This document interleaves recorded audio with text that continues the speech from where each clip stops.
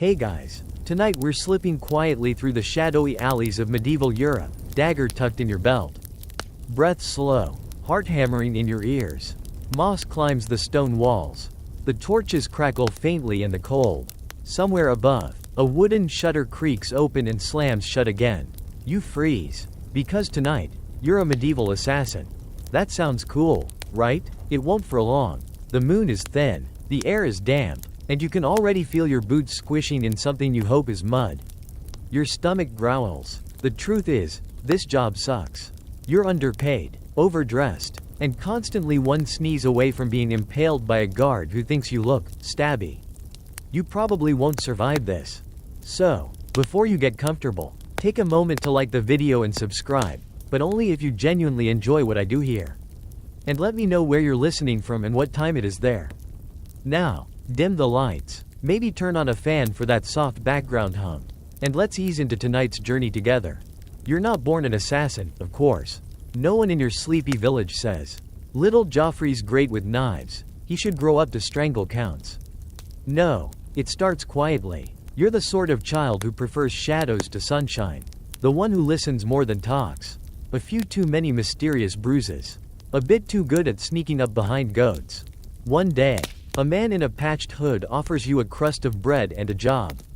You don't ask questions, mostly because you're starving, and also because the man is missing 2 fingers and smells like boiled leather. He leads you to a crumbling abbey at the edge of a forest. Overgrown with ivy and regret. It's less Hogwarts, more haunted barn. Inside, it's damp, candlelit, and crawling with initiates. You're handed a robe, some linen strips that vaguely resemble shoes, and a very long list of rules written entirely in ominous symbols. You nod, you smile, you have no idea what any of this means. You soon discover the guild is not a sleek network of silent killers, but more like an aggressive theater troupe with pointy objects.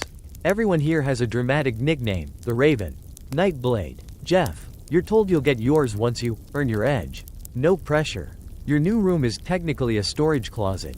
Straw mattress, no door, and a single cracked window that lets in exactly no sunlight and all the wind. At night, you hear whispering. You're not sure if it's ghosts or the other initiates. One voice keeps humming, Greensleeves, off key. You don't sleep. You're assigned a mentor, a lanky man with one eye and a fondness for throwing knives at squirrels. He says his name is Shadowgut. You suspect it's not his real name. Shadowgut gives you the basics. How to walk silently, don't. How to avoid being seen, fail often. And how to hide your dagger in uncomfortable places. You ask him how long training lasts. He shrugs and says, depends how long you survive. You're beginning to realize something. This isn't a glamorous life. You're not an elegant phantom drifting through moonlit towers. You're mostly just damp, confused, and surrounded by people who have seen too many plays about vengeance.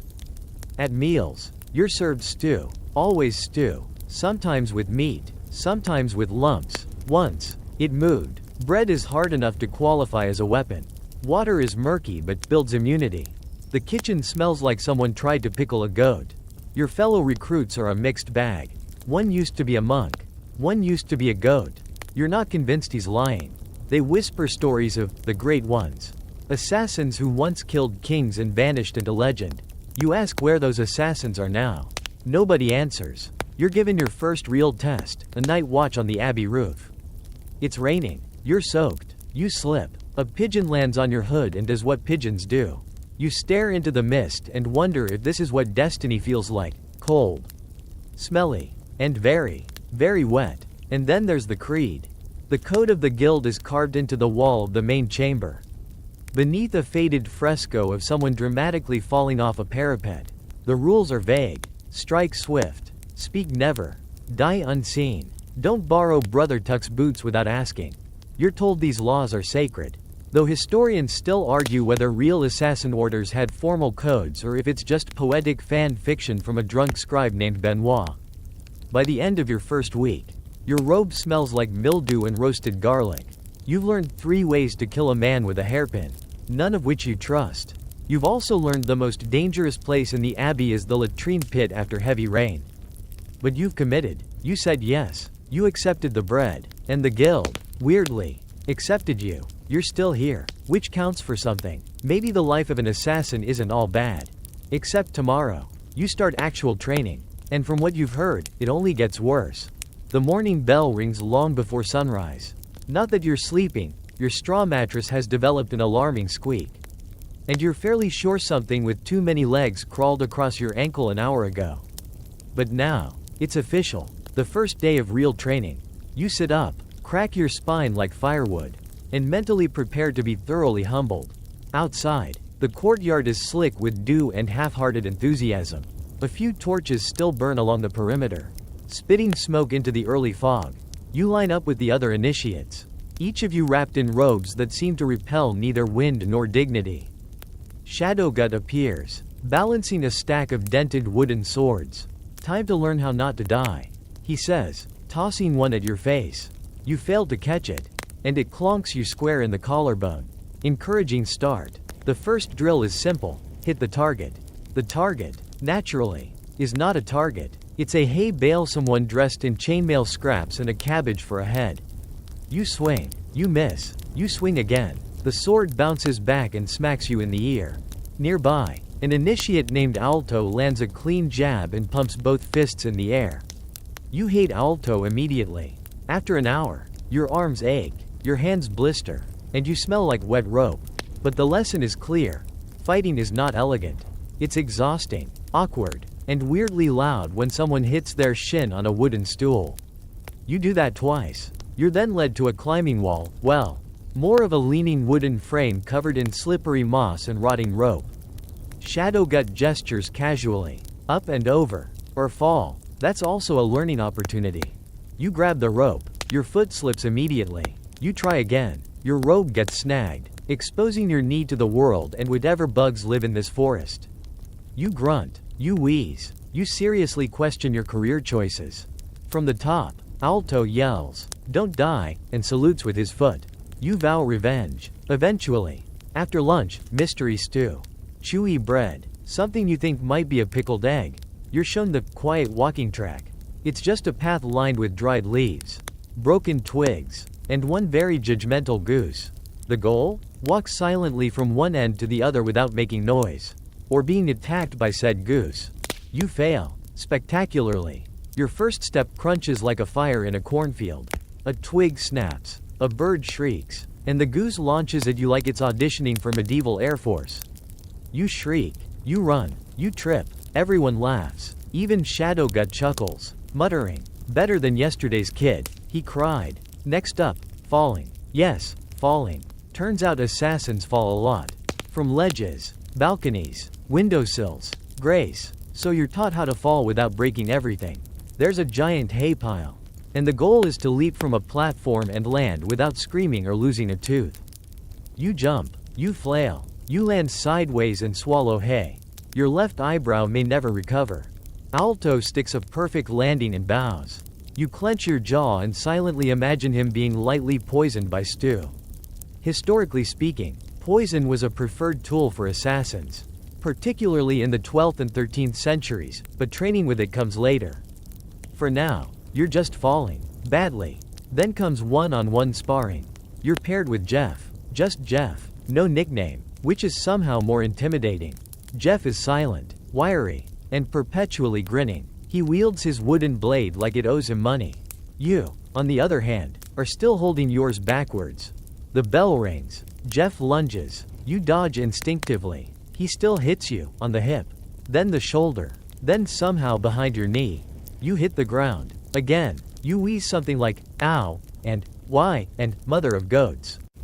Shadowgut nods. You're improving. Later, over your third mug of water that tastes like buttons, you overhear two seniors debating whether the guild's founder could actually dodge arrows in midair. Historians still argue whether this so-called founder even existed, or whether he was an amalgamation of multiple assassins and at least one deeply angry monk. Still, myths matter here. Every new recruit clings to legends like splinters in a sinking boat.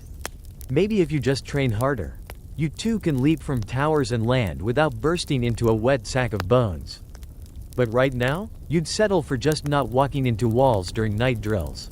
Speaking of which, night drills. You're jolted awake just after midnight by the dreaded night bell. You stumble into the courtyard in your robe. One shoe on backward. Dagger forgotten. Shadow Gut stands atop a barrel, silhouetted like a rejected Shakespeare character. You are surrounded, he says. 5 hidden instructors. Your goal? Reach the door of the cellar without being caught. If you're touched, you're out. You squint. You see nothing but mist and torchlight. You run anyway. You dodge left, nearly trip over a chicken, duck beneath a hanging rope, and sprint toward the cellar door. A shape lunges from the shadows. You yelp and pivot, crash through a shrub, and, yes, reach the door. You grasp the handle, and feel a hand tap your back. Dead, the instructor whispers. You sigh, collapse, smile anyway, because, for just 1 second, you thought you had it. And maybe that's the job. Not being perfect, but being almost good enough, until you are. Or until the goose finds you again. By week 2, your bruises have bruises. Your right knee clicks every time you sit. And your left arm is developing a mysterious twitch that only flares up around hay bales and Alto's smug face. Today, Shadow Gut says, you're getting a weapon. You're thrilled, until he brings out a sack that looks suspiciously like it once carried onions. He appends it onto the table, and out clatter a miserable collection of daggers, short swords, and one suspiciously chipped kitchen cleaver. Pick your poison, he grunts. Literally, if you're lucky. You reach for a dagger that gleams faintly in the candlelight, only to be told that it's reserved for senior initiates. You're handed something that looks more like a butter knife with ambitions. Its hilt is wrapped in old cloth, and it smells faintly of onions and despair. You'll grow into it, Shadow Gut says. The edges aren't sharp, the tip is blunt, and someone carved what looks like a duck into the blade. You name it, Sir Stabsalot, out of sheer spite. You're told that every blade has a story. This one's story seems to involve rust, regret, and possibly tetanus. Later that afternoon, you're taken to the forge.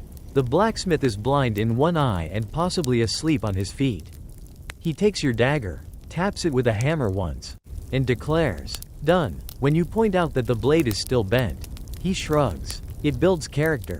You ask about bows. Shadow Gut shakes his head. Too loud, too big, too expensive. Try this instead. He hands you a tiny crossbow the size of a squirrel. It fires toothpicks. You test it. It immediately jams. Still, you practice. In the training yard, you fire at dummies, trees, and once, accidentally, a fellow recruit's lunch. It bounces harmlessly off his bread. He glares at you like you insulted his ancestors. Occasionally, a senior assassin passes through, showing off exotic tools, weighted chains, tiny smoke bombs, and a fan that unfolds into blades. You ask where they got them. One says, Milan. The other mutters something about looting a magician's tent. You can't tell if they're joking. You're assigned a second blade. For throwing, it's even smaller than Sir Stabsalot. You throw it. It arcs majestically and vanishes into a barrel. The next day, someone finds it while scooping out turnips. It is not returned. Some recruits fashion their own gear, bracers with hidden blades, belts with concealed pockets. Yours has one pouch that keeps dropping everything you put in it. At one point, you lose a loaf of bread and 3 marbles. You never find them. At the weekly lecture, old brother Trask, the guild's lorekeeper, wheezes out a tale of an assassin who once carried a cursed dagger made from the bone of a saint. Supposedly, it whispered to its wielder. Historians still debate whether such relics existed, or if the assassin just needed more sleep. You don't have a bone dagger. Yours rattles when you shake it. Possibly haunted, probably just cracked. Then comes blade maintenance. Sharpening sessions last hours. You grind your weapon on a whetstone until sparks fly, and it still can't cut bread. Shadow Gut examines it, grunts, and says, try stabbing softer things. Like confidence, you suppose. One day, a traveling merchant shows up with a cart of exotic wares.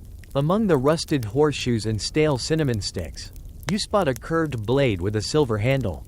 It's beautiful. You ask the price. He says, your monthly wages for a year, plus your boots. You walk away barefoot, just to make a point. Weapon envy is real in the guild. Alto now has a dagger with a green gem in the hilt.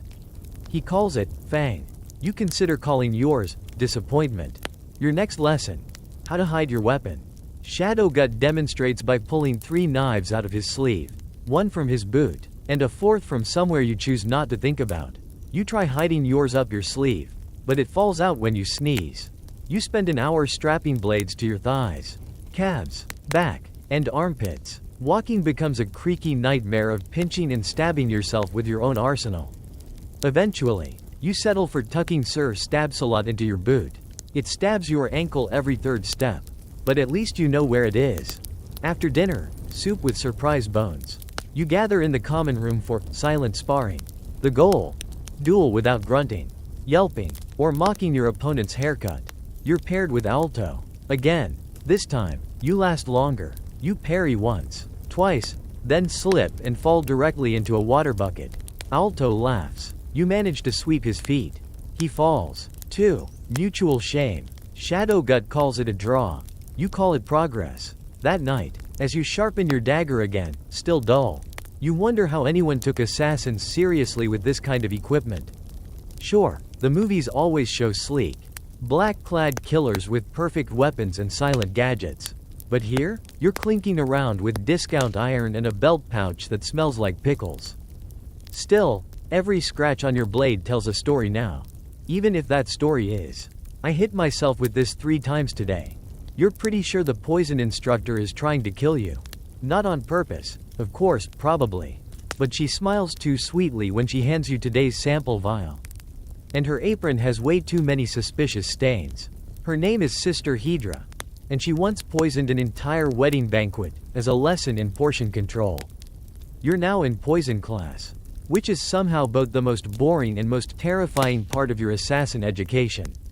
It begins with a single, sobering sentence. Everything can be poison. Sister Hydra chirps, stirring something foul in a clay pot. Even water, especially stew, but mostly, these. She gestures to a row of jars filled with dried herbs, animal bits, and at least one severed toad foot.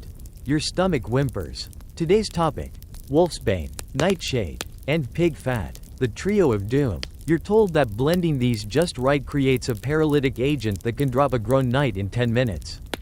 Mix it wrong? Explosive diarrhea, or death, or both. You're given a mortar and pestle, and a small paper with scrawled instructions. Step 1. Grind the dried petals. You sneeze halfway through and scatter the dust. Sister Hydra raises one eyebrow, makes a note on her parchment, and quietly moves the fire bucket closer to your bench. Poison class is not glamorous. You imagine sleek vials and elegant drips into jeweled goblets. Instead, it's mostly sticky fingers and dried frog smells. You crush herbs, strain odd liquids, and taste test your own concoctions under Sister Hydra's watchful eye. Taste test is a strong word. What they actually mean is, dab some on your tongue and pray. You try a diluted belladonna mix. Your tongue goes numb. You panic. Sister Hydra claps politely. Good, she says. Now try it in soup. You do. It curdles the broth instantly. The test dummy, an actual dummy with painted eyes, topples over. You're told that counts as a pass. Not all poisons kill, of course. Some just make people sleepy, itchy, or mildly confused. One root, called devil's thistle, causes temporary hiccups and hallucinations of floating chickens. You grind it, mix it, and accidentally get some in your eye. For 10 minutes, you argue with a chicken that isn't there. Poison class also covers antidotes, but those are less fun. Charcoal, honey water, crushed garlic, all useful, all disgusting. There's a tincture made of vinegar and powdered snail shells that supposedly counteracts most nightshade variants. Historians still argue whether this actually worked or just gave people something else to scream about while dying. You learn fast. Always keep a corked vial of charcoal sludge nearby. You keep yours in your left sock, just next to the emergency bread crust. There's a group exercise. 2. Identify that mystery meat. A covered platter is brought out. You and the other initiates must examine the color, smell, and drippiness of the sample. You all lean in. Alto says, definitely pigeon. You say, definitely poison. You're both right. The meat is pigeon soaked in hemlock broth. The moral: don't eat unattended pigeon. In your free time, you're encouraged to experiment. You mix crushed beetles with mint. The result: a mild sedative and a truly horrible breath. You call it sleepy stink. Sister Hedra snorts. She suggests marketing it to monks. You also learn how to code your weapons. A simple resin made from pine sap and snake bile can keep a dagger tip lethal for days, if it doesn't glue the blade into its sheath. That happens to you twice. One senior assassin brags about using a slow poison that caused hallucinations over a week. Another says he once poisoned a scroll. Someone else claims to have trained a flea to carry toxins. You stop asking questions. Sometimes, poison isn't for the target, it's for yourself. A last resort, a final escape. You're given a ring with a hidden capsule. You test opening it. The mechanism snaps. You stab yourself in the thumb. Sister Hedra shrugs. You'll get the hang of it. At night, you dream of soup that bites back and rats with glowing eyes. You start avoiding the mess hall stew. You're not alone. One evening, while cleaning your bench, you discover an old scrap of parchment tucked under a brick. A recipe, scrawled in shaky ink, for silence. Mix root of owl's tongue, black mustard, honey wine. Use only at dusk. Pray it works. You ask Sister Hedra about it. She smiles like a cat full of secrets. Ah, the owl's whisper. Forgotten by most. Potent, or nonsense. Historians still argue. You keep the recipe anyway. The more you learn, the more you understand. Poisons are about control. Not brute force, but timing, patience, precision. The tiniest mistake can backfire. Like the initiate last month who tried to poison his stew and ended up in the latrine for 3 days. He was removed from training. No one talks about him now. Except the rats. You think they miss him. You finish the week with a final test. Prepare a sample poison. Apply it to a blade. And describe its effects. You select wolfsbane and fermented goat milk. The blade smokes slightly. You present it. Sister Hedra nods. Lethal. Messy. Borderline culinary. Passable. It's the nicest thing anyone said to you all month. So, you got a dull dagger. A recipe for mildly fatal stew. And a pouch that leaks poison if you look at it funny. What's next? Intelligence gathering. Which, in a perfect world, might mean thrilling rooftop chases. Coded letters. Secret handshakes with robed informants in candlelit churches. In reality, it means crouching behind doors. For hours, in the dark, listening to noblemen argue about sheep taxes. You're stationed in a musty corridor of a minor lord's residence. You're told your mission is to gather intelligence vital to the kingdom's survival. You're given no further context. The guard at the entrance is asleep. The tapestries smell like mildew and moth guts. And your legs are going numb. You try to focus. Beyond the door, 2 voices bicker. Something about grazing rights, a cousin's wedding, and an unfortunate goose incident. You strain to hear something, anything, worth stabbing someone over. But this is the reality of being a medieval spy. There are no magical earpieces, no binoculars, no way to record anything. Just your ears, your wits, and your slowly developing butt cramp. You're told to memorize everything. Not write it down, not sketch it in invisible ink. Memorize, which works fine until they start listing names. Lord this, Lady that, Sir somebody of somewhere. You try to assign nicknames. Beard guy, shoe lady, goose screamer. It helps, a little. Eventually, someone sneezes. You panic. You shuffle back into a shadow. A rat crawls over your foot. You don't scream, but you do inhale hard enough to pull in a cobweb. You cough. The door opens. You freeze. Luckily, the noblemen are more afraid of rats than assassins. One yelps and slams the door. You shuffle away, victorious. Back at the abbey, you report your findings. They are upset. About sheep, and geese, and possibly a wedding. Shadowgut nods like you've revealed the secrets of the universe. You're ready, he says. Ready for what? Oh, eavesdropping 2.0. This time, it's a tavern. You're planted at a corner table with a half-full mug and strict orders to look drunk. Not be drunk. You're allowed to nurse your drink but not enjoy it. You are to slouch convincingly. You are to pretend to be dumber than you are. This turns out to be easier than you'd hoped. A group of guards takes the table beside you. They laugh too loud, spill mead on their boots, and talk in half sentences. You catch phrases like, the Western Wall, 3 days, and, that cursed jester. You try to string it together. But you get distracted when a bard starts playing a flute that sounds like a dying goose. You can't escape goose references. Apparently, The hardest part is pretending not to care. You want to react. You want to lean in. But any reaction could give you away. So you slouch. You blink slowly. You let your mouth hang open a little. It works. One of the guards calls you part of the furniture. You grin internally. Then immediately worry you're doing that wrong too. You sneak back to the abbey and deliver your summary. Fort walls may be under repair. Someone's cousin is too handsome to trust. The jester is suspiciously involved in multiple plotlines. Again, Shadowgut nods. Classic. There's a class on codes and concealment, which mostly involves hiding notes in bread. Literally, you bake tiny messages into loaves, tuck parchment into hollowed onions, and even learn to fold secret letters into the toes of old boots. One method involves sheep bladders. You stop asking. You're shown a cipher. It's just the alphabet, scrambled. You're amazed. You wonder why everyone doesn't use it. Shadowgut tells you some do. But others prefer invisible ink made from boiled vinegar and iron filings. Historians still debate whether these primitive inks were readable, or if most medieval spies just pretended to understand each other. Sometimes, intelligence comes not from what people say, but what they don't. You're taught to read gestures, pauses, looks. You practice on your fellow recruits. Alto scratches his nose a lot. You're sure it means something. Probably betrayal. There's also a class on disguise.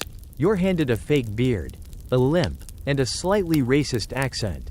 You object. Shadowgut grunts. Fine, no accent. Just hunch more. You infiltrate a butcher's market disguised as a sickly apprentice. You're tasked with casually overhearing a merchant's plans. Instead, you get roped into helping unload goat legs. You carry 4. Your disguise beard falls into a barrel of lard. The merchant tells you that you smell honest. Back at the abbey, everyone agrees you now smell like goat. Permanently. But even small intel is useful. Movement patterns, guard routines, who gets drunk on which day. These are gold. If you can track when the watchmen are distracted, you can time an entrance, or an exit, or just slip in and steal someone's surprisingly nice boots. One night, you trail a suspicious friar through the market square. He meets a man in a hooded cloak. They exchange something. You edge closer. You almost slip on a fish. You hear, "Tell her the cod was fresh this time." Is this code? Fish code? You memorize it anyway. By now, you've developed the assassin's crouch, half squat, one knee bent, eyes squinting suspiciously at everyone. You use it even when not on a mission. It makes dinner awkward. Sister Hedra tells you to sit like a human, not a suspicious duck. Still, it becomes second nature. You're less clumsy now. Your ears pick up murmurs more quickly. You can pick a lie from the truth. You're learning, slowly, that sometimes the sharpest blade is silence. Even if that silence takes place next to a goose crate. Word count 1.096. Awaiting, continue. Ban da noi. Continue. Chat GPT da noi. Section 6. You've trained. You've bruised. You've eavesdropped your way through enough tavern gossip to write a medieval soap opera. And finally, you're given your first assignment. You imagine a corrupt bishop, a scheming duke, maybe even a royal with skeletons in his cellar. You picture moonlight, towers, silent kills, a whispered name in the dark. Instead, you're assigned a peasant, not even a suspicious peasant, just a guy named Ralph. Lives near a stream, keeps goats, doesn't even own a shoe for each foot.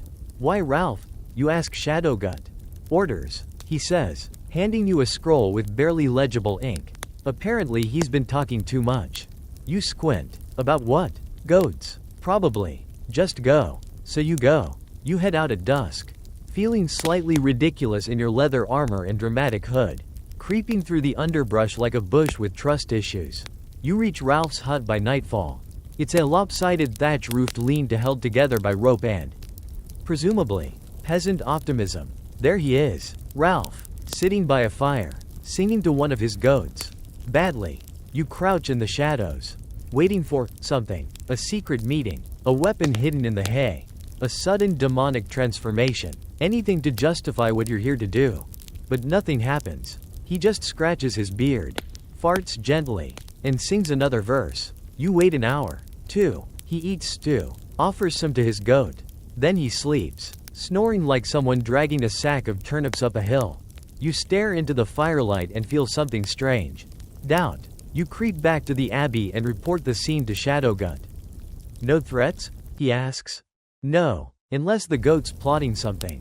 He strokes his chin. Could be a message, a test, or maybe the goat's enchanted. Historians still argue whether these kinds of low-level hits were actual assignments or just loyalty tests by paranoid guilds trying to see who would blindly follow orders. You sincerely hope it's the latter. Just to be safe, they send someone else the next day. He returns 2 days later. Confused but unharmed. Ralph gave me cheese, he says. The guild quietly drops the assignment. Your next target seems more serious. A merchant, suspected of smuggling coded messages in bundles of dyed wool. Very dramatic. You trail him through the city for 2 days. He visits a brothel, a blacksmith, and a bakery. You spend 7 hours hiding behind a flower cart. You sneeze exactly 11 times. Finally, you corner him in an alley, only to find he's delivering love notes to the baker's daughter. No codes, no conspiracy, just bad poetry and mediocre pastries. You report back. Shadowgut sighs. It happens. You're reassigned to watch a tax collector rumored to be skimming coins. This one does turn out to be guilty. But the guild sends another assassin to handle it because you, quote, look too honest for bribery bait. You're not sure whether to be flattered or insulted. Back at the abbey, morale among the initiates is low. Alto got assigned to tail a chicken thief. Someone else was told to infiltrate a monastery and came back accidentally ordained. Jeff got a real noble target, but spent the whole time stuck in a barrel pretending to be pickles. You start to understand something crucial.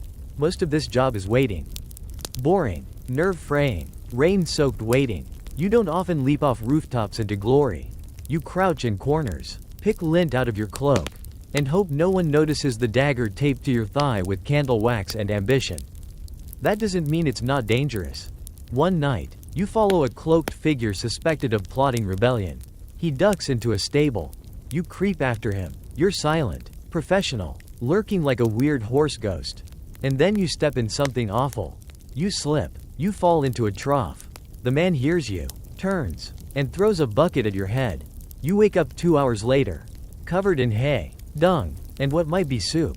No one believes your report.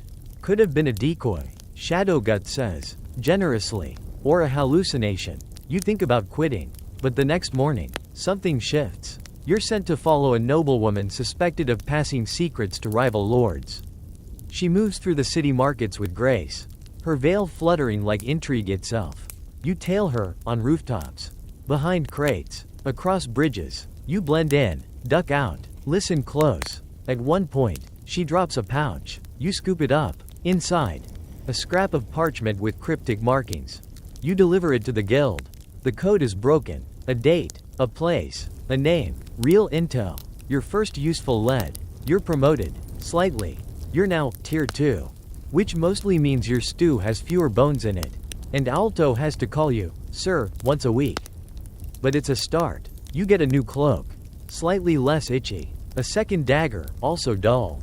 But symmetrical. People nod at you more. Even Jeff almost smiles. And your next mission? It's real, risky, glorious. Well, sort of. You're sent to steal a scroll from a priest who's allegedly not a priest at all. The man turns out to be a genuine priest. Deeply confused about why a hooded teenager is trying to crawl through his window. You apologize. He blesses you. You cry a little. But the scroll turns out to be under the floorboards. Inside, a map. It's beginning. The real work. For now, though, you return to the abbey. Hang up your cloak, and sleep with one eye open. Not from fear. From habit. City guards are a special kind of problem. Not because they're particularly clever, or fast, or well-trained. No, their danger lies in their stubborn commitment to making your life as difficult as possible. They patrol at random, ask questions they have no business asking, and swing their clubs like they're trying to churn butter. Your first real encounter with one happens on a drizzly Tuesday. You're on a rooftop, trying to follow a tax clerk who may, or may not, be funneling funds to mercenaries. You're keeping low, doing the assassin thing, cloak fluttering, boots soft, eyes alert, and then, you sneeze. Not a polite sneeze, a loud, echoing, nostril-exploding monster of a sneeze that reverberates off the tiles like you're summoning something ancient. Oi! Someone yells below. Who's up there? A guard, holding a torch. And the worst part? He looks excited. You try to freeze. Press yourself against the shingles. Become one with the night. Unfortunately, the night is slippery. You slide, just a little, enough to send a tile tumbling off the roof and straight into the guard's bucket helmet. Clang. Now there are two guards. You leap into the alley below, land in a pile of cabbage, and sprint. You expect a brief chase. What you get is an entire brigade. Apparently, there's nothing guards love more than chasing someone in a hood. It doesn't even matter if you've done anything yet. You just look suspicious. And to be fair, you are suspicious, but they don't know that. You duck through an herb stall, slide beneath a cart, and nearly trip over a beggar's foot. You whisper, "Sorry," and toss him a coin. He cheers. The guards trip over him. You vanish into the smoke of a nearby tanner's shop. The smell alone is enough to discourage pursuit.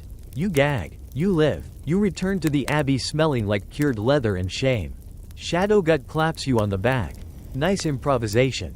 You tell him the guard wore a hat with a feather. Shadowgut's expression turns dark. Feathered hats. He growls. They always overcompensate. Guards, you learn, have a few patterns. They love corners. They love shouting. They hate alleys. Mostly because things live in alleys that no longer fear men. You try blending in more. Walking slowly. Mimicking noble posture. Pretending you're lost. It works until you're stopped by a guard who insists on escorting you home, for your own safety. You thank him, nervously, and make up a street that doesn't exist. He gets confused. You slip away while he's asking a vendor for directions. Back at the abbey, you study guard formations, where they linger, when they drink, how many prefer the left side of the street. Alto keeps a list. You borrow it and add helpful notes. Gregory, slow, limps, smells like onions. Tall one with pockmarks. Hates loud birds. Lady guard with chainmail. Terrifying. Avoid. You also learn about guard dogs. No one warned you about the dogs. You're halfway through a silent climb when you hear growling. You turn. There, perched on a ledge like an angry loaf of bread, is a mastiff the size of a cart. You freeze. It growls louder. You whisper, "Nice dog." It lunges. You jump. Into a barrel of pickled herring. You smell like fish for a week. The dog earns a promotion. Historians still argue whether medieval guards were truly effective or just glorified noisemakers with heavy boots. Some records show cities rotating duties among volunteers, others a paid force. Either way, they had one job. Look busy. You run into one during a stealth test, crawling through a market square at night. You're halfway under a bench when a boot lands next to your face. The guard squints. You hold your breath. "What are you doing?" he asks. You reply, "Looking for my dignity." He blinks, then laughs, then lets you go. Shadowgut hears the story. Humor works, he says, until it doesn't. You're assigned to shadow the same guard later that week. Turns out he's taking bribes. You follow him to a gambling den, watch him pocket silver, and report everything. For once, a clean mission, until you sneeze again and give yourself away. This time, you bribe him back. 3 coins and a promise not to mention the pickled herring. Sometimes, it's best not to win, just to survive. The guild gives you tools to help. Smoke powder, messy. Distraction coins, loud. And 1 vial of guard's regret, a blend of hot pepper, vinegar, and something that smells like regret itself. You test it once. It clears a tavern in 30 seconds. Eventually, you stop fearing the guards. You start predicting them, when they round the corner, when they take a smoke break, when they pause to argue about who has to chase the next cloaked figure.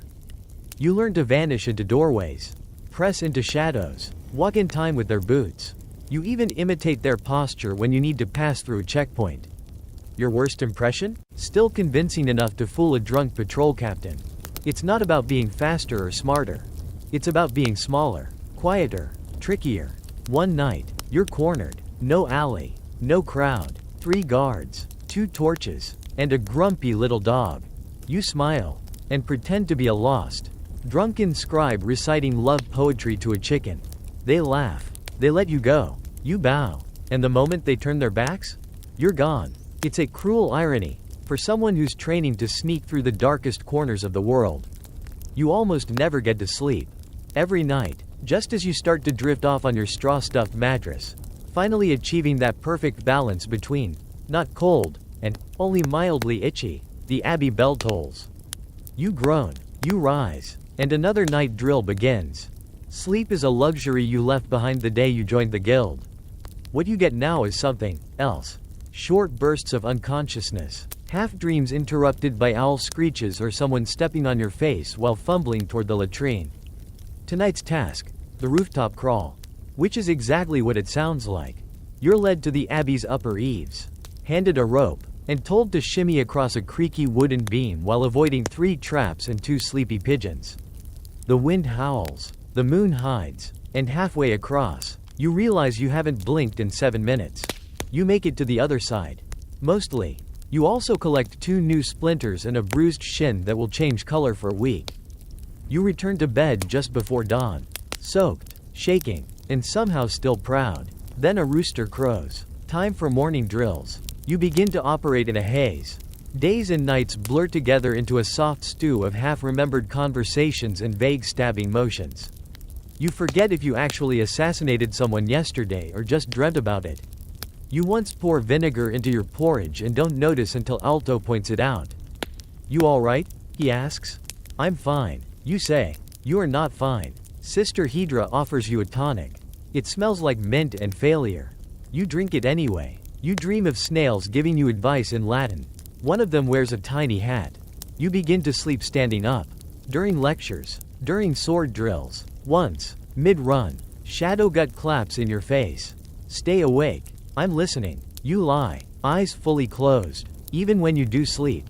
It's never restful. There's always a draft. Or a snore. Or that one recruit who sleep mumbles riddles about turnips. The Abbey's mice have learned to walk over you without waking you.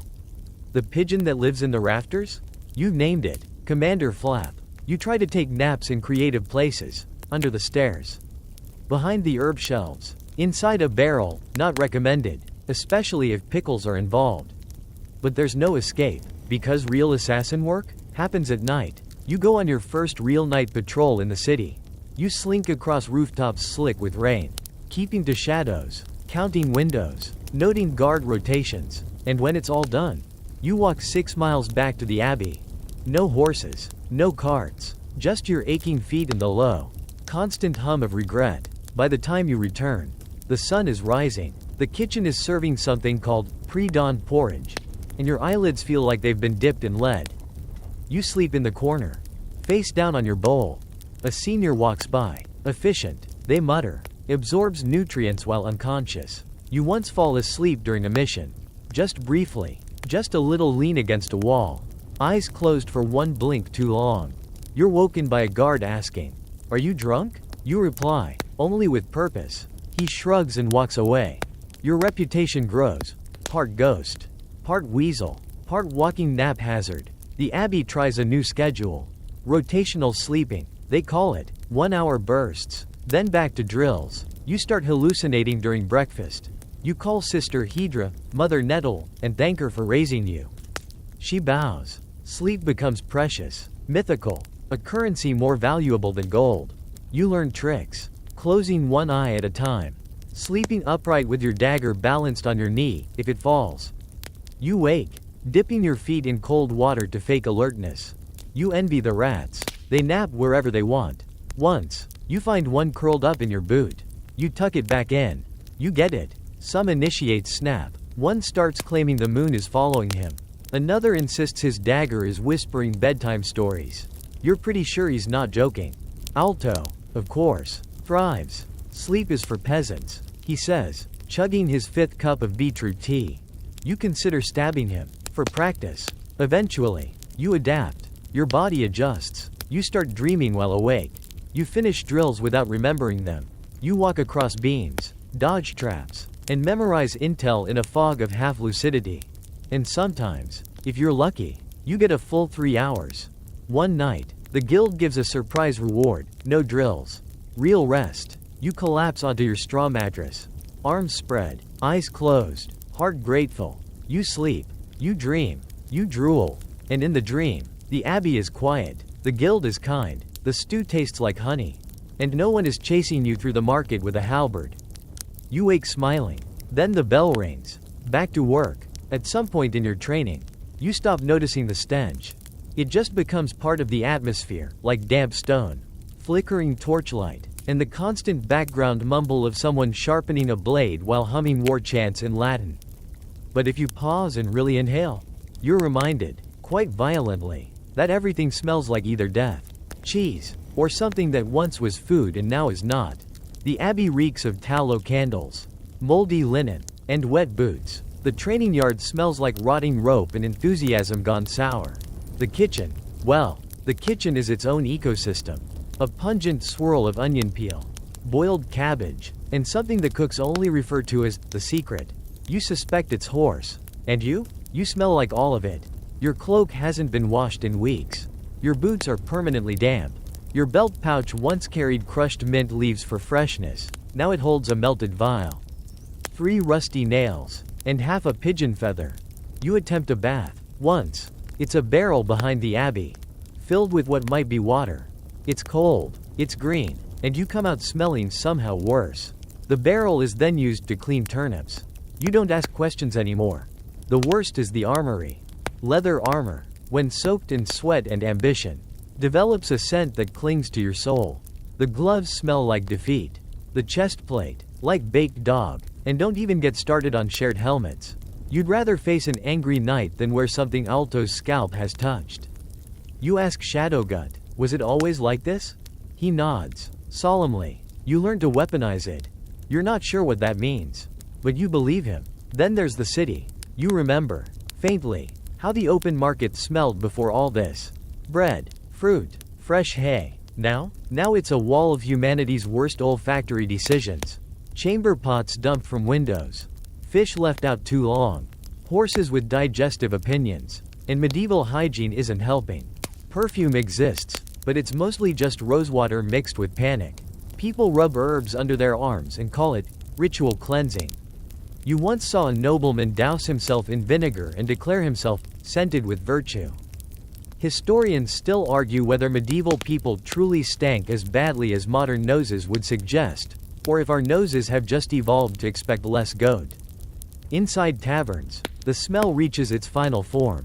A stew of ale, sweat, unwashed beards, and whatever spilled behind the bar in 1217 and never got cleaned up.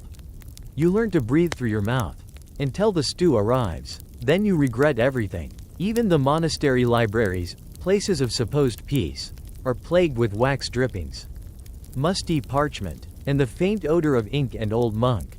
You once read a scroll that smelled like pickled eels. It was about sheep tax. Back at the abbey, things get worse in summer. The training yard becomes a hot stew of armpits, wet wool, and overcooked determination. You spar, you sweat, you collapse into hay that smells like 50 other collapsed bodies. Shadowgut walks by sniffing and says, "Smells like progress." You say, "Smells like feet." Still, you adapt. You develop a system. Wash your hands in vinegar. Rub your boots with pine resin. Line your cloak with dried mint and pretend it's armor. You start chewing cloves, not because you like them, but because it gives you one small, fragrant victory. One moment of control in a world that smells like betrayal and curdled butter. You even experiment with scent distractions. You soak a pouch in rotten milk and toss it into a guardroom before sneaking past. It works, too well. The guards light the room on fire. Shadowgut hears the story and nods. Effective. Eventually, you become immune. You walk through fish markets without flinching. You sleep beside a goat, long story, and call it a companion. You wear the same cloak for 3 weeks straight and call it seasoning. But there's one scent you never get used to. Blood. Not the metallic tang after a sparring match. Not even the sharp edge of a real wound. But that moment, when a job's gone real, serious, and you're inches from someone's breath. Someone's fear, and you realize they're real. Not a target, a person. That smell? That one lingers. You tell yourself it's just another part of the job. Just like the mold on your blanket, the sour wine breath of an informant, or the unholy garlic stench of Alto's feet, which, frankly, should be declared a weapon. One day, Sister Hydra hands you a small pouch. Lavender and sage, she says, keeps the nightmares away. Might help the smell, too. You carry it in your belt, just beside the emergency charcoal. You sniff it sometimes. When you think no one's looking, you pretend it helps. Because sometimes, that's enough. There's a moment, usually somewhere around week 7 of training, when the glamour truly dies. You've sharpened dull blades, crawled through pigeon droppings, pickled your nose with vinegar and fear, and now it's time to understand the code. You've heard whispers about it since the beginning. The Assassin's Code, mysterious, sacred, uttered in solemn tones by people with too many scars and not enough teeth. You imagine it must be a scroll, a long, dramatic list with elegant calligraphy and at least one Latin phrase per paragraph. Instead, it's carved into a plank of wood in the mess hall, just above the soup ladle. No parchment, no ancient relic, just a badly chiseled list. Probably written by someone who had been drinking. The code: strike swift, be unseen, take only what's earned, ask no questions, don't sit in Brother Elric's chair. You stare at it. That's it, you ask. Shadowgut nods. Plenty to live by. You raise a finger. Isn't that last one just about a chair? Try sitting in it, he replies. You do not sit in the chair. You soon realize the code is less of a rulebook and more of a vague suggestion guide for staying alive and slightly honorable. Strike swift sounds good until your target turns around mid-lunge and clocks you with a pewter candlestick. Be unseen is easier said than done when you're sneezing in alleys and wearing a cloak that flaps like a ship's sail. The rule about not asking questions is the hardest, especially when you're told to deliver a scroll without opening it, when you're asked to leave a coin on a windowsill and walk away. When someone mentions the Grey Branch, and the entire abbey suddenly pretends you don't exist. You start asking anyway, quietly. Most answers are shrugs, or, you're not ready, or, once. Ask again and you'll find out why Brother Elric needs that chair. Still, everyone obeys the code, in their own strange way. Even Alto, who once spent a week stealing from the kitchen only to leave perfect replacements, tiny wax models of turnips. Shadowgut called it honorable mischief. The truth is, the code binds the guild, not because it's clear, but because it's vague enough to interpret however they want. Historians still argue whether real assassin guilds had such codes, or if this was romanticized by later storytellers. Some records suggest orders like the Nizari Ismailis had spiritual guidelines. Others claim most so-called codes were just rules for staying out of trouble and sharing loot fairly. In your guild, it's both. You're told the code means no killing innocents. But then someone asks, what if they used to be innocent? There's a long debate. No one agrees. You're told to never betray a brother. But Jeff once sold Alto's boots to a bard, and everyone pretended it didn't happen. You begin to notice cracks. A senior recruit gets reassigned suddenly, after asking about an old mission. A scroll goes missing from the archive. You overhear two instructors arguing in the garden at midnight. One of them saying, "We said we'd never take sides." You keep your head down. Mostly. But during the late-night training session, Shadowgut pulls you aside. You're asking questions. He says. You freeze. He grins. Good. He leads you to a small chamber you've never noticed. Inside, faded tapestries, a map riddled with pins, and a book so old it creaks when opened. The book is handwritten. Dozens of hands. Dozens of languages. Stories. Failures. Victories. Names. It's the real code, he says. Not rules, but lessons. Warnings. Confessions. You read a line scrawled in tight, shaking script. I followed every order. I never asked why. They still buried me in silence. Another. One must know the blade's target, or the blade becomes the lie. You close the book slowly. Shadowgut is watching you. There's the code they feed recruits, he says. Then there's the one you earn.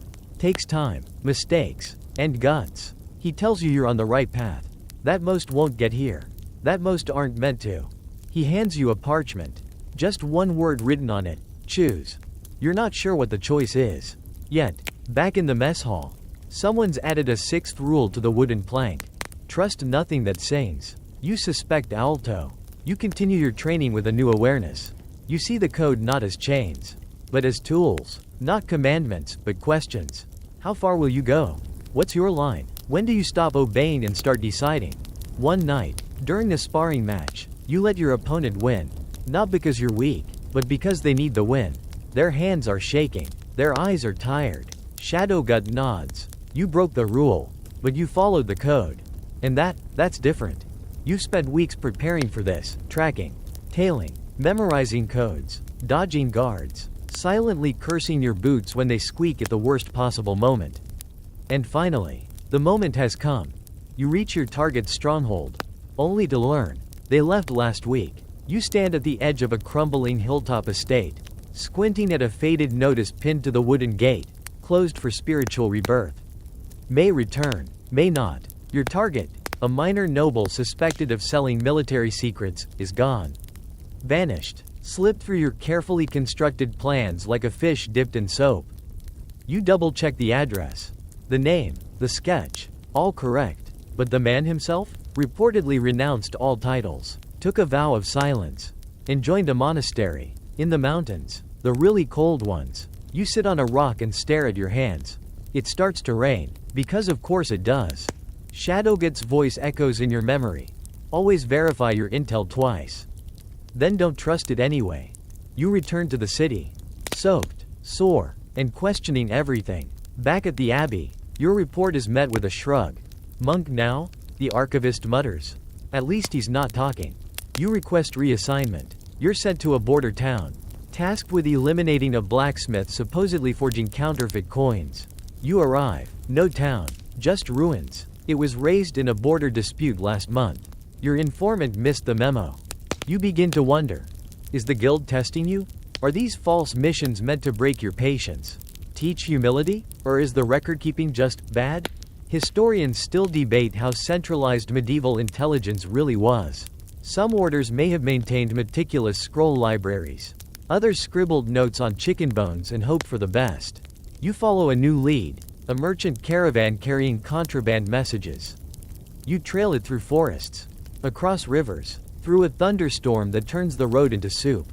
At the next village, you find the caravan, charred, looted, empty. You do find a survivor, a goat. No signs of messages, unless they were written in hoof code. You name the goat, Sir Regret, and let it go. There's a theme now. Your next mission: intercept a courier on horseback delivering a treaty draft to a corrupt baron. You set an ambush. You wait for 3 days in a thicket of thorns that stab you in 5 new places every time you shift. The writer finally appears. He's 12. His scroll is blank. For dramatic effect, he says, you weep, quietly, into your cloak. Sometimes, the target isn't gone, just unreachable. Like the noble who lives in a tower surrounded by a moat filled with eels. He never leaves. You can't cross. You try disguising yourself as a minstrel. Your lute breaks. You try again as a fishmonger. He hates fish. You finally sneak in through a grain delivery, only to find the man too sick to stand. Next time, he croaks. Maybe. You nod. You leave. You write, delayed, on your mission scroll. You dream of targets that actually stand still. Other assassins share similar stories. Alto once followed a pirate for 2 months, only to discover he was following the wrong pirate. Jeff infiltrated a royal banquet only to find the target had been replaced by his twin brother. The twins were both named Gregor. You start keeping a list in your belt pouch. Target fled to monastery. Target burned in suspicious stew incident. Target disguised as tree, not joking. Target never existed? Some days, it feels like being an assassin is just travel. With accessories, you begin to admire the monks. They're calm, still, predictable. You envy their routines, their certainty. You briefly consider joining them. Then you remember the robes. Too itchy. Eventually, the guild takes pity, or maybe realizes you're one wrong turn away from becoming a traveling cheese merchant, and assigns you a new contact, Arlo. Arlo is an informant, old, smells like ink and onions. He carries a cane and knows everything. Your problem, he says, poking you in the chest, is you keep chasing ghosts. People change names, change faces, change sides. You're looking for the same face in every town. Don't look for the ripples, the things that happen around them. You nod, wisely. Like what? 3 taverns in a row out of mead. He whispers, someone's traveling through. Dangerous, heavy drinker. It's not helpful, but it's something. You start following ripples. Ask questions sideways. Look for the odd man who always sits with his back to the wall. The bread merchant who never sells bread. The candle shop with no candles. Sometimes, the trail is cold, Sometimes, it leads you straight into a brawl. Once, it leads you into a wedding. You pose as a guest. You dance. You nearly marry someone's cousin. But sometimes, you get it right. You spot a figure in the market. Same cloak described 3 scrolls ago. Moving fast. Avoiding eyes. You follow. Quiet. Careful. You close the distance. And then he turns. Not your target. Just a paranoid tax official. He screams. Guards arrive. You sigh. Back at the Abbey, you explain the mix-up. Shadowgut just chuckles. Better than poisoning a cow again. That was one time. You sit by the fire. Hands dirty. Boots wet. Mission scroll blank. But you're learning. About patience. Improvisation. Humor. You're not the assassin who always hits the mark. You're the one who keeps trying, keeps adjusting. And sometimes, in this line of work, that's the most dangerous kind of all. You finally get paid. You hold the small coin pouch in your hand like it's a holy relic. Inside, roughly a dozen silver pieces, less than expected. More than you feared. The pouch itself smells weirdly of onions and regret. That might just be your new normal. Shadowgut claps you on the back. Welcome to the real part of the guild. He says, now you get paid. Sometimes, not always in money. You open the pouch. One of the coins is square. One is chipped. One has a hole punched straight through the middle. Another appears to have a tiny face scratched into it, which winks at you in the torchlight. Probably an accident. You hope. You ask, is this cursed? He doesn't say no. The pay system is a mystery. Some missions yield actual currency. Others reward you with guild favor, which is apparently worth something. Someday. You also once received a pair of boots 3 sizes too large and a bag of dried plums. You traded the plums to Jeff for a knife. It broke. Your first impulse is to spend it, buy better boots. Maybe a blade that doesn't bend when it looks at a loaf of bread. But then Alto warns you. Spend it too fast, and they think you're greedy. Spend it too slow, and they think you're hoarding. Either way, someone asks questions. So you stash half under your mattress and use the other half to buy a new belt pouch. It tears within 2 days. You keep using it anyway. You name it, Patchy.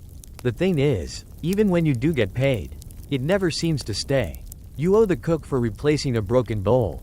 You owe Sister Hydra for that anti-itch tonic, which worked, mostly. You promised a street urchin 2 silvers for a piece of intel that turned out to be about a ghost chicken.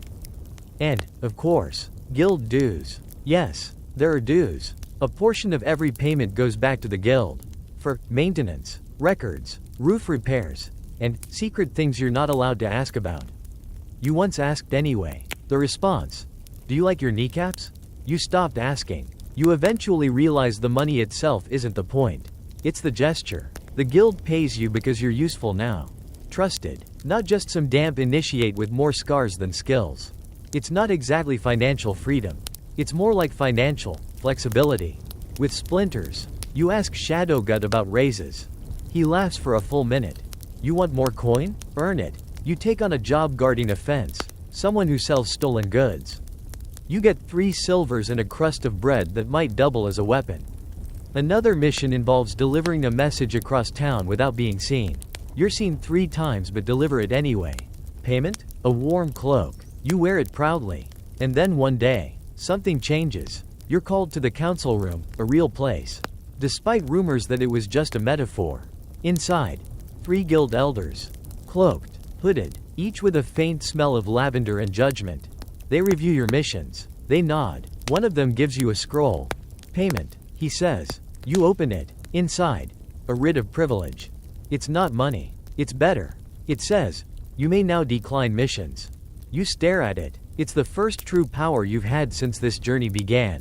You can say no. Sort of. You say no, Shadowgut says, but you better have a reason. Still, it feels like something. You tuck the scroll into your belt. Next to Patchy. That week, you get a real payout. 20 silvers and a sealed envelope marked with the guild's sigil. You open it. Inside is a note. Congratulations. Your coin is real. Your name is known. Your targets now matter. That's it. No smiley face. Just the promise of higher stakes assignments. You take the coin pouch to the city market. You dream of new boots. A better blade. Maybe some dried fruit that isn't from 3 winters ago. Then you see a boy in the alley. Barefoot. Cold. You toss him 3 silvers without thinking. He looks at you like you're a legend. You walk away, richer in coin, poorer in gold, but heavier with something else. You're not just surviving anymore. You're becoming, 1 coin at a time. You finally get a horse. Not a noble steed, not a majestic charger with braided mane and fire in its eyes. No, you get Crumble. Crumble is complicated. He's old. He's grumpy. His spine curves like a question mark. His mane looks like it lost a fight with a candle. His hooves clip-clop like they're tired of being hooves. And he farts. Loudly. Often. Shadowgut hands you the reins with a perfectly straight face. Bond with him, he says. He's yours now. Crumble snorts in response, walks 3 paces, and stops to eat a thistle. Your first ride is more of a negotiation. You want to travel east. Crumble wants to investigate a puddle. You tug. He resists. You argue. He farts. You lose. Eventually, you learn that he responds well to gentle words. Light bribes, apples, and threats of song. You hum a lute ballad once and he moves at full gallop just to escape the noise. You name your saddlebag, Patchy 2, after your old coin pouch, which is now being used to store emergency carrots. Your gear fits, mostly. Your dagger sheath keeps slipping. Your spare cloak is too damp. And Crumble has a tendency to chew on your boots during breaks. Still, having a horse changes everything. You can carry more supplies. Sleep in fields instead of roadside ditches. Look slightly more respectable when you arrive in town, until Crumble relieves himself in front of the gate and someone yells. Is that thing cursed? Possibly. You're given longer range assignments now. Ride to the coast, they say. Find the messenger in the hills. Deliver this scroll to someone wearing a red sash and a knowing look. Crumble becomes your reluctant partner in crime. He ignores all urgency. He detours for anything green. He once refused to walk past a goose. You understood. One mission takes you to a mountain village where your target is a bandit turned landlord who's exploiting his neighbors. You plan the approach, stake out the home, prep your tools, and Crumble eats the corner of your map. You improvise, successfully, somehow. When you return to the guild, the elders nod in approval. Adaptable, one of them says. You look at Crumble, who's eating the decorative shrubbery. Sure, you reply, but Crumble isn't always a burden. Once, he alerts you to a hidden tripwire with a loud sneeze. Another time, he kicks over a water barrel just as you're about to be spotted, distracting the guards. One memorable night, he chases off a thief who tried to rob you while you were asleep by the fire. You start to respect him. A little. You even brush his coat.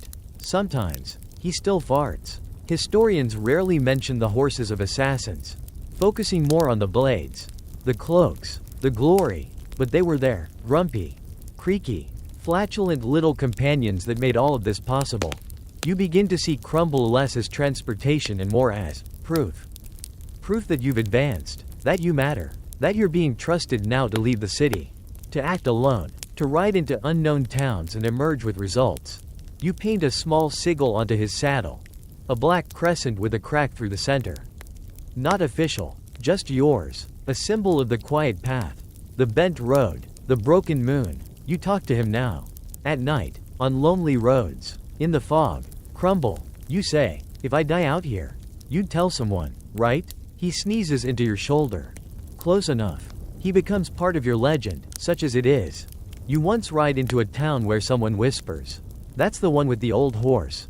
You nod. Let them think what they want. They don't need to know you just got lost looking for a latrine and ended up in the mayor's garden. You share food. You share shelter. You share one unforgettable moment when a noble's fancy warhorse refuses to cross a river, and Crumble marches straight through. Slow and steady, barely blinking. You don't say, "I told you so." But Crumble does let out a triumphant sneeze. Eventually, the guild offers you a different mount. Younger, stronger, faster. You hesitate. You look at Crumble, who's chewing on your glove. You say, "I'll keep him." The stable hand raises an eyebrow. You sure? Crumble farts. You nod. We understand each other. And you do. You understand that loyalty doesn't always look like silk and polish. Sometimes it looks like a half mud-covered, wind-breaking beast who refuses to leave you, even when you drop your dagger or fall asleep in the saddle. One day, when your mission takes a turn, ambush, fire, panic, You find yourself cornered. Your escape route? A narrow path through the forest. Too steep, too twisted. The locals call it the thread. You think you'll have to go on foot.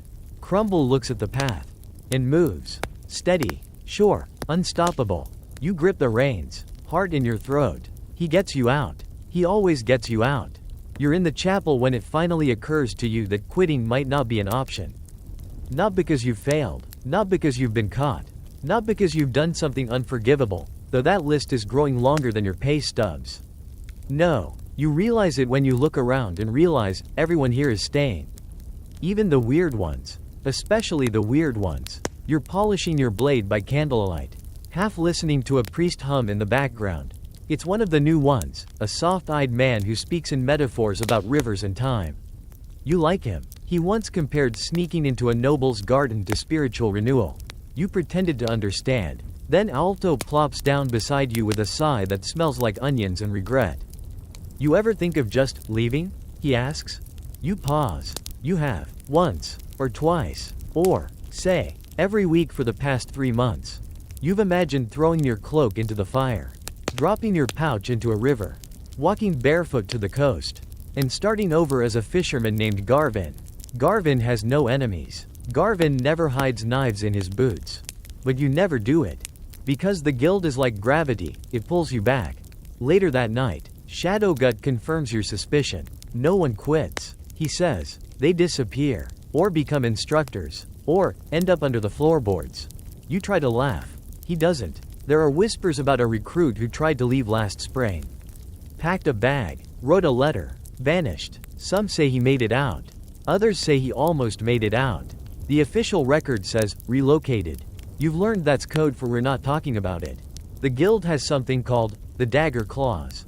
You find out about it by accident, while browsing an old training scroll. It's written in smaller script, almost hidden between paragraphs about foraging and duck-related distractions. Any member found deserting the Brotherhood shall be treated as a liability to be handled. Handled. That word does a lot of work. You bring it up to Sister Hydra, who's currently boiling something green that smells like betrayal. Oh yes, she says. Standard practice. You want to leave. You get permission. Who gives permission? She shrugs. People who never left. You wonder what that means. You wonder if anyone's ever received approval. You wonder if Jeff tried once and now lives in the supply closet voluntarily. You think about writing a letter. Something simple. Dear Guild, thank you for the poisons, the trauma, and the life lessons. I'm leaving now to sell decorative turnips. Please don't follow me. Love, not worth killing. You don't write it. Instead, you ask Shadowgut, have you ever wanted out? He stares into the middle distance for a long time. Then he says, once. Why didn't you go? He looks at you. I did. That doesn't make sense. Then it does. You realize that some people don't leave by walking away. They leave in their mind. They go quiet. They train others. They live within the rules like ghosts with paperwork. They vanish without vanishing. And maybe that's the only escape. You meet someone new. A woman with no name. She sharpens arrows in silence and never speaks. Rumor says she left once. Made it over the hills. Was pulled back by a friend. Now, she doesn't talk. She just works. You wonder if she's happy.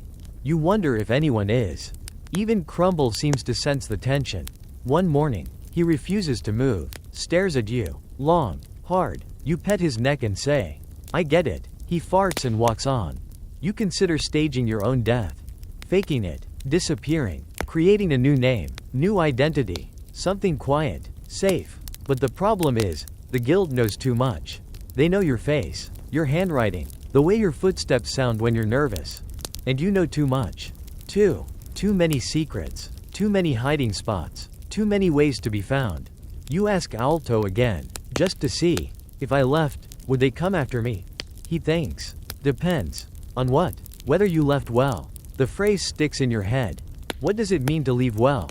To complete one final mission so flawlessly that they let you go? To earn enough favor that your name gets quietly retired? To slip away so cleanly that they don't even notice you're gone? Or is it just legend? Another myth scribbled into the margins of the code. You ask the archivist if there's any record of someone leaving by choice. He hands you a scroll. You unroll it carefully. It reads, one assassin vanished under a harvest moon. Left behind his coin pouch. A note. And his boots facing east. No one chased him. No one spoke his name again. We still watch the eastern hills. You stare at the parchment for a long time. You fold it. You return it. You go to bed that night not knowing if you'll stay. But knowing you haven't left yet. And somehow, you endure. You, the initiate who once tripped over your own cloak and stabbed yourself with a spoon, you survived the gauntlet. The missions, the blisters, the goose. You are not great, not feared, not whispered about in every tavern this side of the mountains. But you're still here, and in the guild, that counts as legend. One day, you return from a mission where nothing went right. Your horse got stuck in a bog. Your contact double-crossed you. And your dagger bent again. But you made it back. Mud-covered, tired, grinning. When you enter the abbey, a few initiates glance up and nod. Respect, or at least, familiarity. Shadowgut meets you in the training yard. He looks you up and down and says, "You got moss in your eyebrow." You do. You leave it. You've come a long way. He says, "You have. You're no longer the recruit with a name that no one remembered. You're the one who got it done. Even if it involved accidentally poisoning a rooster and interrogating the wrong monk for 3 hours." Word travels. Newer recruits ask to train with you. Someone starts referring to you as the Quiet Thorn. You pretend to hate it. You secretly like it. One evening, you're called before the elders again. The same room, the same candles, the same silence. You've completed 25 missions. One of them says, you've adapted, survived, improvised, broken a disturbing number of chamber pots. You nod solemnly. You are, by all internal measures, competent. You feel oddly proud. They hand you a ring. Iron, simple, etched with the guild's crest, a crescent blade in shadow. You're one of us, truly. You ask, wasn't I already? Shadowgut, standing in the corner, finally smiles. You were a blade still being honed. Now, you cut clean. That night, there's no celebration, just bread, stew, and sleep. But it's the best stew you've had in months. It might actually contain meat. You consider asking what kind. You do not. You sit by the fire with Alto, Jeff, and a few other scarred, weary faces. You swap stories. The time the priest turned out to be the informant. The time the pigeon carried the note. The time Crumble saved your life by sitting on a crossbow trap. Laughter echoes softly against the stone walls. You're not a hero, not a villain, not even particularly famous. But you're part of something. And when the lights go out, when the embers crackle and the abbey falls silent except for Crumble's wind in the stables, you find yourself smiling. You made it, kind of. Wind down, 300 words. The torchlight softens now, flickering low across the stone floor, casting long shadows that stretch like tired arms toward the far corners of the abbey. You sit back, slowly loosening your boots, the warmth of the fire creeping gently through your bones. Outside, the rain begins, soft at first, just a whisper against the rooftop tiles, then steady. Soothing, like the world itself is exhaling at the end of a long day. You run your fingers along the worn leather of your belt, not as a weapon now, just a habit, just memory, the weight of missions behind you, the quiet that follows noise. In the stillness, you think of the little things, the pigeon with the lopsided wing, the secret recipe in the corner of the poison scroll, the noblewoman who escaped you, twice, and left you a note that just said, "Nice try." You smile again, softer this time. Your cloak is drying by the fire. Your hands are clean. For once, Crumble is snoring faintly outside the window, dreaming whatever horses dream, probably thistles. And here you are, not at the beginning, not quite at the end, somewhere in the hush between. So you breathe. You listen to the rhythm of the rain, the heartbeat of the old stone walls, the silence of a night where, for once, no one is chasing you. And as your eyes begin to close, your final thought is not of daggers or secrets or broken vows. It's of peace, a small, earned peace. You made it through the night. And you might even get a few hours of real, uninterrupted sleep. No drills, no bells, just rest.